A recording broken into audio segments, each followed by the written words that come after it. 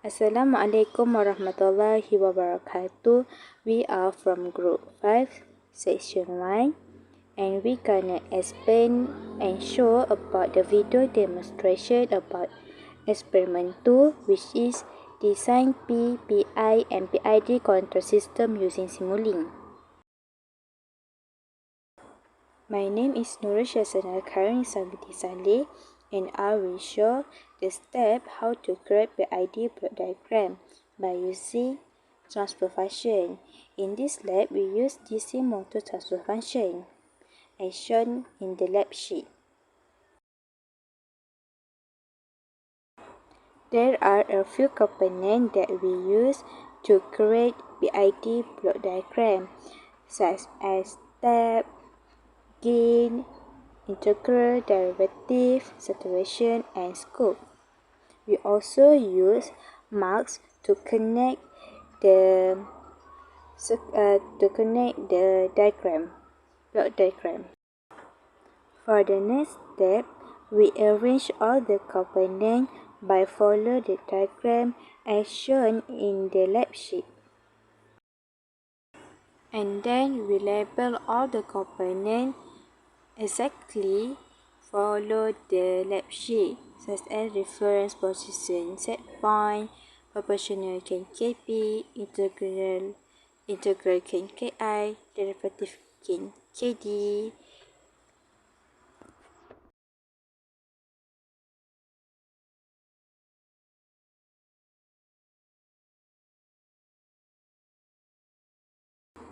We also label transfer function as DC motor transfer function and insert the value of numerator and denominator as same in the lab sheet.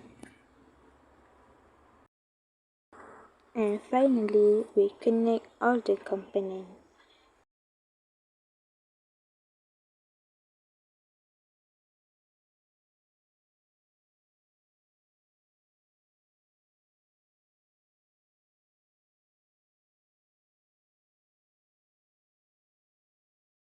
So after we connect all the components, here's the block diagram that we have created. For the next procedure, we need to set all the parameters as shown in this lab instruction, and then put the value of each gain with 0 by click the apply button and click OK button. For the part A, we need to insert the value of 0.1 for proportional gain Kp, and then we will get the result by clicking the scope. After that, we change the value of proportional gain Kp by 0.3 and then run the simulation, and then we will get this graph. This is experiment for part B, PI controller. Double-click on the reference and set the final value to 90. Then, double-click on the saturation and set the upper limit to 12, lower limit to 0. And then, we set the derivative gain to 0, proportional gain to 0.3, and integral gain to 0.1. And then, we run the simulation. When it is done, double-click on the scope to view the graph.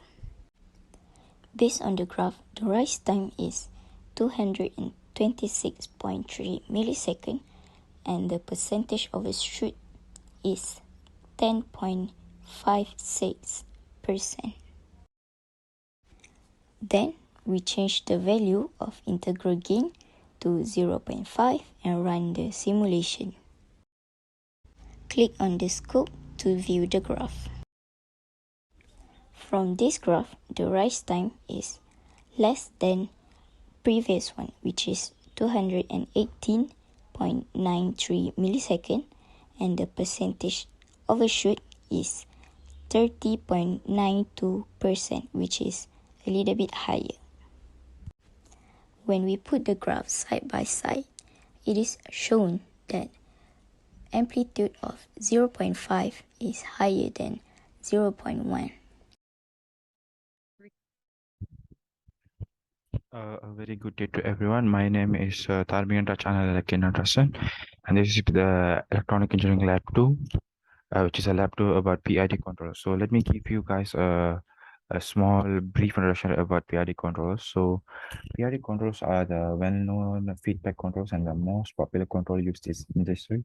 So PID controller is a combined all three performance in wide range, all three controller actions, which is proportional action, which is here, and then integral action, and then a derivative action. So as per the instructions in lab 2, the first thing that we should do is get into the Simulink and create the block diagram as per given in the lab sheet.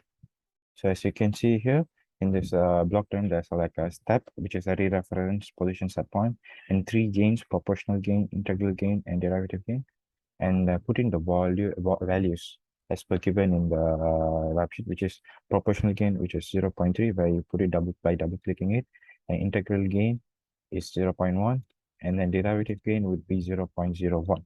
And then there should be an integral block and a derivative block, and these two are the sums where you can change the signs by double clicking them. And there's a saturation point, a saturation block here, and then a transfer function block here. And this is a scope where we will able to see our graphs out there. And then the second thing that will be mentioned in the lab sheet is 5.2. It's like a parameter setup where I would set the setup point to the final value would be 90, and the step initial and sample time would be 0 respectively. And then we would should the valuation saturation as well, where you double click and put the upper limit to 12 and then over limit to 0. By doing all this, just click run out here, which I've already done, and then you have to double click the scope to get the results. So the results for the first graph for the derivative gain 0.01 is this. As you can see, we all know that PID controller makes control loop respond faster with less overshoot, and it's like most popular method of controlling by grade point. So that you can see the overshoot is pretty less out here, and the rise time is quite high because it's very fast compared to the P and PI controllers. Next up, we would go change the derivative gain to 0.03, which was the next value. Click apply and OK. And you have to simulate them. Once it compiled, we will be able to see the results at the scope out here.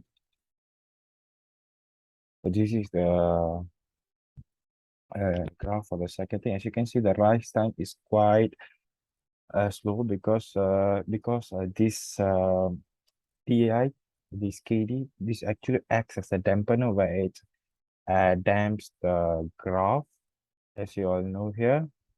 So this is why the graph is looking like this, because the more you change the KD, so it will act as a brake or dampener to control it on the control effect. So the more the controller tries to change the value, the more it counterattacks the effort. So that's all from me. Thank you.